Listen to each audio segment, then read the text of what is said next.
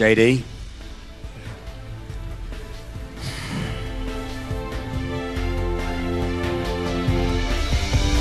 You are right for our band, Inxs. You are the rock star.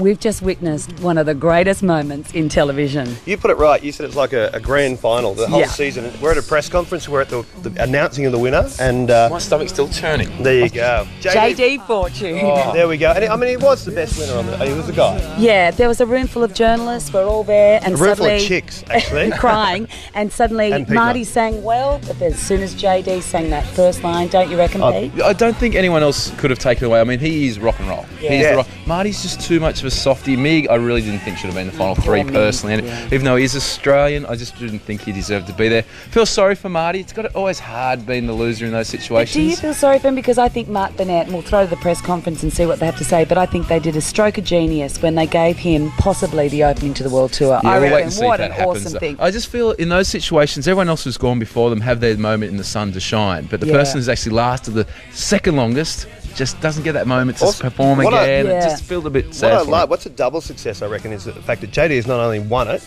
but he's already written the first single. Like, I don't think that was even planned. I'm sure all the way along it was Andrew was going to write the single. Well, Andrew had the riff, and they had no choice because when he sang it, the world went, man, I love this thing. So Pretty Vegas is going to be there. Yeah. Anyway, should we show them the press conference? Let's hear his press conference. Tonight, or today, whatever you want to call it, was one of the most incredibly significant moments of this band's entire career.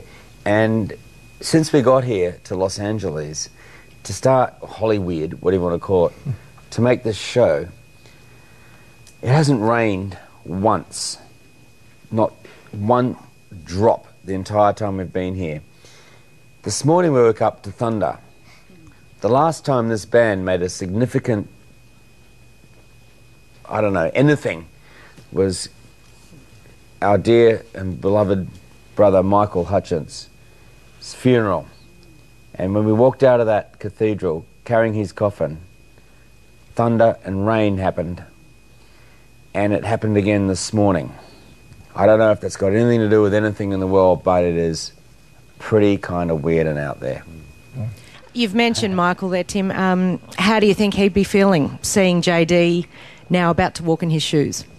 I think he'd let us know. There's not a day that doesn't go past. Jason knows what we're talking about, and he's not trying to fill his shoes.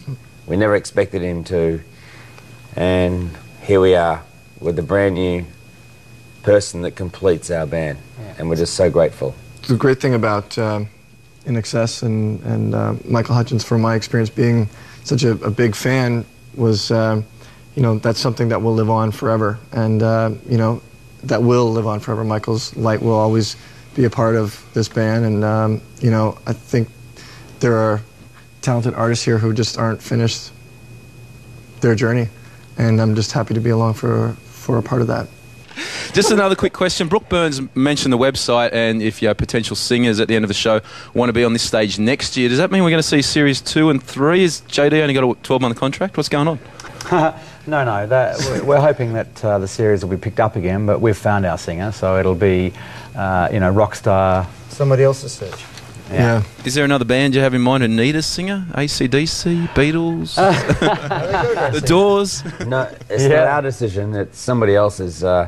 You know, yeah, we've just paved the way, you know, and hopefully it will be a great thing for a lot of other bands and a lot of other incarnations to kind of use, and you know, it's just we had such a great time with this. Hopefully someone else will too. Didn't you have the good questions there, Pete? Mate, see, journalists, see? Yeah. Journalists. Okay, let's think. Who do you reckon should be doing it next year? I reckon Shannon Knoll. Shannon Knoll. Not a band, they just replace Shannon Knoll. What about Jane's Addiction? Yeah, no, let Perry Farrell still around, but I'm thinking Nirvana. Hello. Nirvana. no, Bring they back couldn't. Nirvana. Wow, that's Well, a big call. I'm sorry, if they can do it to Michael, they can do it to Oh my Kurt. God, and Courtney Love can be Brooke Burns.